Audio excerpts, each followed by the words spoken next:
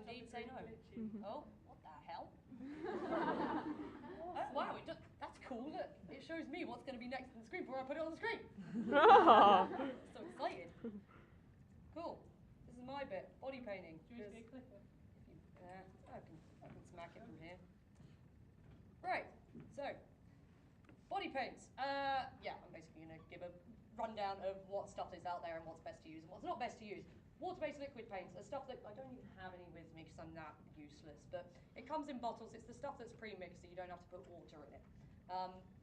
Personally, it's not the stuff I like best, but for some people it works best for them if they're doing very big costumes that require you to cover a lot of skin. Some people prefer to do that rather than being sponge to makeup on, sponge to makeup on. This stuff is also really good if you're using airbrushes because you can thin it down and then airbrush it on, which if you're doing a lot of skin is the best way to get the paint to go on really evenly and also thin, because the thicker the paint is on your skin, the easier it's going to come off. This stuff is also not the most expensive stuff out there, which is very useful for cosplayers because we're all broke. Like everyone's just like, yeah, we are. Yep.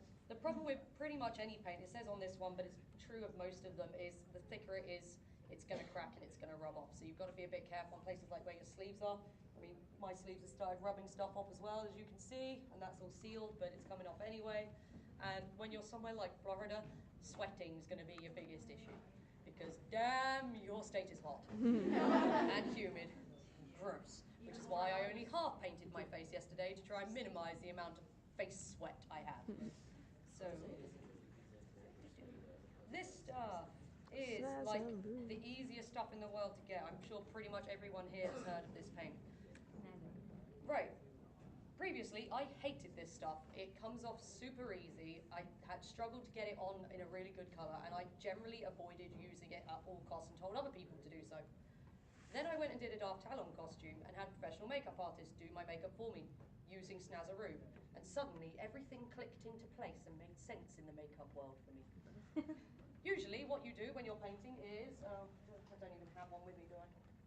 You have your Snazaroo, you have a brush or a sponge, you dip it in water, you wipe it on, you put it on your face. I found out that's like the opposite of what you should do with Snazaroo.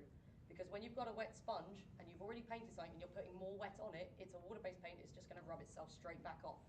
So she had a spray bottle, and she'd hold the spray bottle as far away from it as she could while still getting it very slightly wet, spray it, wiped the sponge into it until it was almost dry, then dabbed it on.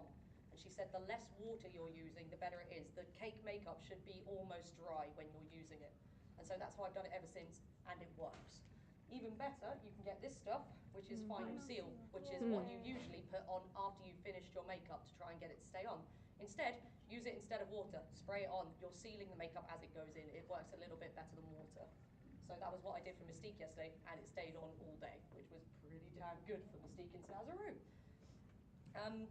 It's also really good if you're like me and you go to cosplay cons and then you tend to have work the day after it's finished and you don't want to go in with like blue staining all over your face.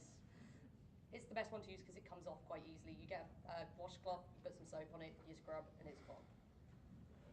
However, being a water-based one means that if you sweat, it might come off. If you go out in the rain, it might come off. It's just one of the downsides to using this sort of paint, unfortunately. Yesterday, I also found a very good way to get it to stay on is to get Prozaid, which is a prosthetic adhesive, put that onto your skin first and wait for it to dry so it's like really sticky, and then you put the paint on top of it, and I had to really scrub my hands yesterday to try and get this stuff off. So that's something I discovered yesterday that works. Woohoo! This stuff is the best stuff, and you guys have it a little bit luckier than me here because this stuff is alcohol-based body ink. This company is American, so for me to try and get this stuff back home is really freaking expensive. So for you guys, it will be that little bit cheaper because you don't have to pay taxes and you don't have to pay the excessive shipping charges that I would. This is alcohol-based, which means for everyone's skin, it's not going to work. If you are the sort of person who has your skin get really dry really easily, this is going to make it get even drier, even easier. So you have to think of what sort of skin type you've got and maybe test it before using it. It's best to put on with an airbrush, but you can use sponges as well. And this stuff will not come off with water because it's alcohol-based as opposed to water-activated.